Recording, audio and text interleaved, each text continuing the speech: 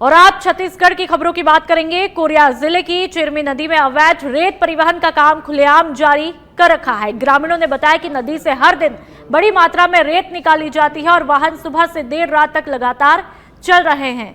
Media team ने जब मौके पर पहुंचकर निरीक्षण किया तो एक वाहन में रेत भरी जा रही थी, जिसे कैमरे में कैद किया। कैमरा ऑन होते ही चालक ने रेत नदी में खाली करके ट्रक लेकर के फरार हुआ। वहां मजदूरों और वाहन चालकों के मुताबिक ये वाहन बैकुंठपुर निवासी राजू खटीक का है और वह प्रतिदिन 4 ट्रिप रेत परिवहन करता है। खनिज अधिकारी भूषण पटेल ने मौके पर पहुंचकर हालातों का अवलोकन किया। उन्होंने बताया कि जिले में अवैध रेत परिवहन के खिलाफ लगातार कार्रवाई हो रही है और हाल ही में 3 वाहनों को जब्त भी किया है। ग्राम तमजीरा हमारे इस रोड में भोर 4 बजे से रात्रि के 10 बजे तक 909 टिपर ट्रैक्टर से रेता लेके जाते हैं डेली। तो रात में तो 3 बजे रात से स्टार्ट करते हैं ढोने ढाने के लिए। वो इतना स्पीड रफ्तार से जाते हैं जो कि बालू जो ढो के ले जा रहे हैं वो रात से और सुबह रात में 10 बजे तक पूरा बालू रेत ले जाते हैं। किसकी गाड़ी है? और कितने दिन से काम कर रहा है यहाँ पर नदी में वो? हाँ, मैं तो नया हूँ, पता नहीं। क्या नाम है तुम्हारा? लल्लू। कहाँ रहते हो? ये किसका गाड़ी है? ये राजू खटीक। राजू खटीक कहाँ का है? कितनी गाड़ी यहाँ से ढो रहा है वो? ये एक गाड़ी और अभी एक गाड़ी का जो आगे वाली तो नहीं है। और ये एक दिन में कितना ट्रिप ले जाते हो? और 2-3 ट्रिप लगता है। 2-3 ट्रिप। कहाँ ले जा रहे हो उसको? उसके ऊपर कार्रवाई की जा रही है। अभी हाल ही में 3 गाड़ी को डाले हैं अंदर, थाने में ही है। और अभी जैसे ही हमको शिकायत मिलती है या हम लोग निरीक्षण में निकलते हैं तो जैसे ही गाड़ी मिलती है उस पर कोई कोताही नहीं बरती जाती है, उसको सीधा थाने में डाला जाता है। और अब छत्तीसगढ़ के नारायणपुर की खबर, जहां पर आबूझमाड़ के भीतर माओवादियों के सेफ जोन वाले ग्राम तोके में पुलिस ने नया जन सुविधा और सुरक्षा कैंप स्थापित किया है। मार बचाओ अभियान के तहत कैंप स्थापित किया गया। बता दें कि 1 साल में स्थापित किया गया ये 15वां कैंप है, जिसका उद्देश्य न केवल सुरक्षा देना है बल्कि वहां के लोगों तक सरकारी योजनाओं और सुविधाओं की पहुंच सुनिश्चित करना भी है। ये इलाका लंबे समय से नक्सलियों का गढ़ माना जाता रहा है।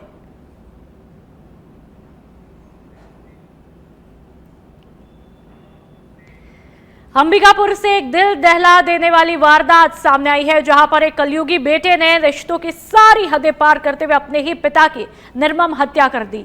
घरेलू विवाद इतना ज्यादा बढ़ा कि बेटे ने गुस्से में लकड़ी के डंडे से पिता की बेरहमी के साथ में पिटाई की, जिससे मौके पर ही उनकी मौत हुई। वारदात के बाद में आरोपी बेटा भागने की कोशिश में सड़क हादसे का शिकार हुआ। पुलिस ने घायल बेटे को अस्पताल में एडमिट करवाया है और मामले की जांच शुरू कर दी है।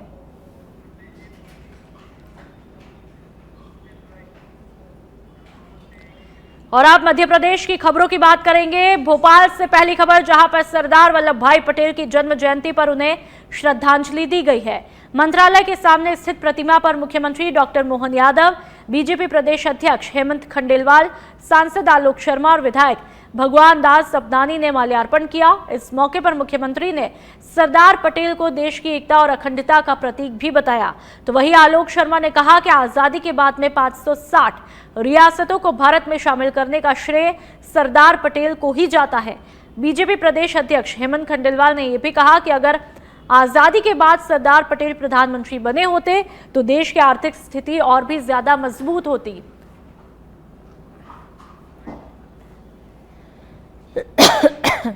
और सारे मित्रों के साथ माननीय भगवान दास सपनानी हम सब मिलकर के आलोक जी को ये पदयात्रा के शुभारंभ की शुभकामना दे रहे हैं। और सरदार वल्लभ भाई पटेल के देश के निर्माण के समय जो भूमिका अदा की वो पूरा राष्ट्र पुनः स्मरण करे, ये उनकी बड़ी भूमिका थी। तो उनकी 150वीं जयंती की बधाई। और भोपाल की एक और खबर, जहां पर पूर्व गृह मंत्री नरोत्तम मिश्रा ने राहुल गांधी पर निशाना साधते हुए उनके तमाम आरोपों को नकारा है। पूर्व गृह मंत्री और बीजेपी के वरिष्ठ नेता नरोत्तम मिश्रा का कहना है कि राहुल गांधी के वोट चोरी और ईवीएम गड़बड़ी का कोई मामला ही नहीं है। असल में राहुल गांधी पर नेतृत्व का संकट मंडरा रहा है। लगातार चुनाव हार रहे राहुल गांधी ये साबित कर रहे हैं कि कांग्रेस चुनाव हार नहीं रही बल्कि हराया जा रहा है। दरअसल ये वोट चोरी या ईवीएम हैक का मामला नहीं है, मामला है राहुल गांधी के नेतृत्व के संकट का। लगातार चुनाव हार रहे हैं, 14 का, 19 का, 24 का, तीनों लोकसभा हार गए, महाराष्ट्र की, हरियाणा की, दिल्ली की विधानसभा हार गए, बिहार हारने वाले हैं मालूम था तो दिल्ली में प्रेस कॉन्फ्रेंस कर रहे हैं। जब चुनाव चरण पे था तो पचमढ़ी पर सैर कर रहे थे, जानवर ढूंढ रहे थे, ढूंढना इंसानों को था और इसलिए लोग उनके उंगली नहीं उठाते कि ये नेतृत्व ऐसा है कि इसके नेतृत्व में कभी जीत नहीं सकते। इसलिए मैं हार नहीं रहा हूँ, हराया जा रहा हूँ, ऐसा वो सिद्ध करना चाहते हैं। ये है उनका वोट चोरी का उद्देश्य और कुछ नहीं है। बाकी कांग्रेस की बिहार में हार तय है, माननीय मोदी। और एक और खबर भोपाल से, जहां पर जनजाति गौरव दिवस को लेकर के बीजेपी प्रदेश कार्यालय में बैठक हुई, जिसमें मुख्यमंत्री डॉक्टर मोहन यादव समेत कई दिग्गज नेता शामिल हुए। मुख्यमंत्री ने इस दौरान जनजाति गौरव दिवस पर सभी जिलों में कार्यक्रम कराने की बात कही, तो वहीं भगोरिया पर्व को राष्ट्रीय पर्व बनाने की बात भी बताई।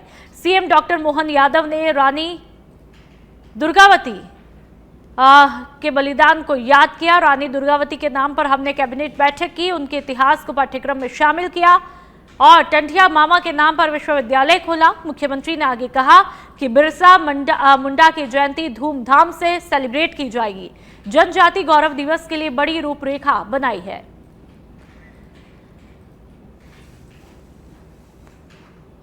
आज के समय में जब हम उनकी अपनी बिरसा मुंडा की 151वीं जयंती मना रहे हैं, तो ये हमारे लिए बिरसा मुंडा सहित आदिवासी समाज के वो अंचल की सारी विशेषताएं समाज के बीच में लाए। हमारी सरकार के माध्यम से माननीय भाई साहब बताना चाहेंगे कि ये हमारे अपने तमाम ग्रामीण अंचल के अंदर मनने वाले त्योहारों में भी हमने उनका सम्मान करते हुए, जैसे भगोरिया पर्व को राष्ट्रीय पर्व बना करके इस बात की प्रेरणा दी कि यह त्योहार हमारे लिए वास्तव में उत्सव का त्योहार भी, जो न केवल बदलती ऋतु के साथ उस संस्कृति को सिर माथे लगाने के लिए लालायित करता है, उसी के साथ साथ हमारे बीच बहुत सारी आदिवासी अंचल की अलग अलग योजनाओं में, जिसमें हमारे समाज के विभिन्न अंचल में फैले हुए सभी प्रकार के लोगों के जन कल्याणकारी योजनाओं का बहुत लंबा सिलसिला। मध्य प्रदेश में अभी निर्वाचन आयोग के द्वारा एसआईआर का काम चल रहा है, जिसे लेकर बीएलओ को समय पर सामग्री उपलब्ध नहीं हो पा रही है और इसके अलावा कुछ और तकनीकी समस्याएं भी आ रही है। इसे लेकर बीजेपी का एक प्रतिनिधिमंडल भोपाल में निर्वाचन आयोग पहुंचा। इसमें मंत्री राकेश सिंह और निर्वाचक नामावली एसआईआर के प्रदेश संयोजक और विधायक भगवान दास सपनानी और बीजेपी विधायक रामेश्वर शर्मा के द्वारा उक्त परेशानी पर ज्ञापन सौंपा गया। इसे लेकर राकेश सिंह ने कहा कि चुनाव आयुक्त से मुलाकात हुई और एसआईआर को लेकर के चर्चा भी हुई। तो वहीं कांग्रेस के आरोपों पर कहा कि वह हर सकारात्मक काम का विरोध करते हैं। जहां पर इनकी सरकार बन जाती है वहां ईवीएम दोषी नहीं है, जहां ये हार जाते हैं वहां ईवीएम को दोष देते हैं। देश में एसआईआर के अंतर्गत घर घर परीक्षण की प्रक्रिया चल रही है। उसी प्रक्रिया से संबंधित हमारे अपने सुझाव और अगर कहीं सामग्री के पहुंचने में कुछ प्रारंभिक कठिनाइयां हुई हो या हो रही हो तो उनका समय पर निराकरण हो, और कहीं कोई तकनीकी कठिनाई आ रही हो तो उसका समय पर निराकरण हो। इस दृष्टि से संवाद के लिए हम सभी लोग आज यहाँ मुख्य निर्वाचन पदाधिकारी के पास में आए थे और बहुत अच्छे वातावरण में उनके साथ में विस्तृत चर्चा हुई है। और जो प्रक्रिया भी दिल्ली में हुए धमाके के बाद में अब मध्य प्रदेश की राजधानी भोपाल पुलिस भी हाई अलर्ट पर है। शहर के रेलवे स्टेशन, बस स्टेशन और सार्वजनिक स्थलों पर सुरक्षा व्यवस्था कड़ी की है। पुलिस टीमों के द्वारा वाहनों की चेकिंग और संदिग्धों की निगरानी भी लगातार की जा रही है। पुलिस कमिश्नर हरि नारायण चारी मिश्रा ने बताया कि सभी संवेदनशील इलाकों पर विशेष नजर भी रखी जा रही है और सोशल मीडिया पर भी पुलिस की पैनी निगरानी बनी हुई है। चेकिंग अभियान में बाहरी राज्यों के वाहनों पर खासा फोकस है। घटनाक्रम में जो भी साक्ष्य होंगे, जो परिस्थितियां होंगी, जो तथ्य होंगे, उसके आधार पर कार्रवाई की जाएगी। शॉर्ट पीएम रिपोर्ट में आया समान तौर पर उसमें कुछ जानकारियां आई हैं, लेकिन आगे कार्रवाई के लिए इसमें जो पुष्टि अन्य जो जानकारियां अपेक्षित हैं पुलिस उनका प्रयास कर रही है। पुलिस उसमें जानकारियां जुटा रही है और प्रयास कर रही है। भिंड जिला अस्पताल में एक बार फिर कर्मचारियों की लापरवाही और भ्रष्टाचार का मामला सामने आया है। जानकारी के मुताबिक डगर के रहने वाले किसान राम सिंह अपनी पत्नी के साथ में सीने में दर्द की शिकायत लेकर के जिला अस्पताल पहुंचे थे।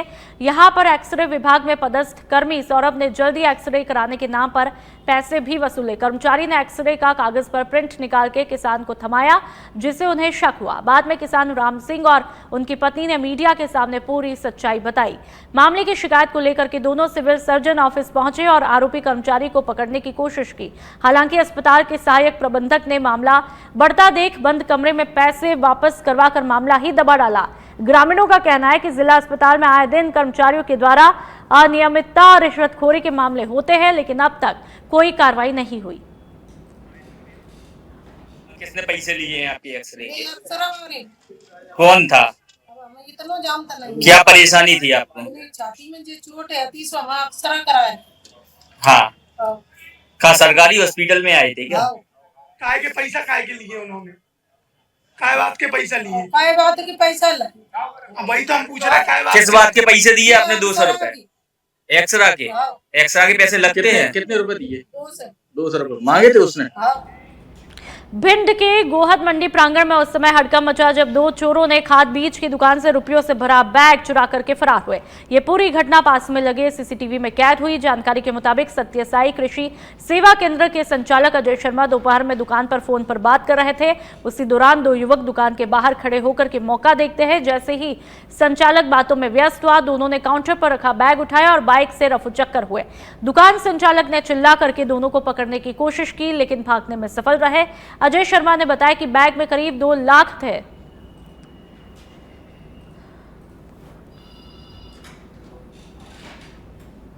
इधर खाद बीज की बिक्री कर रहे थे, मकान पे बैठे हुए थे। बिक्री के तकरीबन 1.5 लाख रुपए 60,000 रुपए घर से लाए थे। बैग टेबल पर रखा हुआ था। लोग आए और बैग उठा के अपने जाने लगे। हम चिल्लाते रह गए और वो अपने बैग उठा के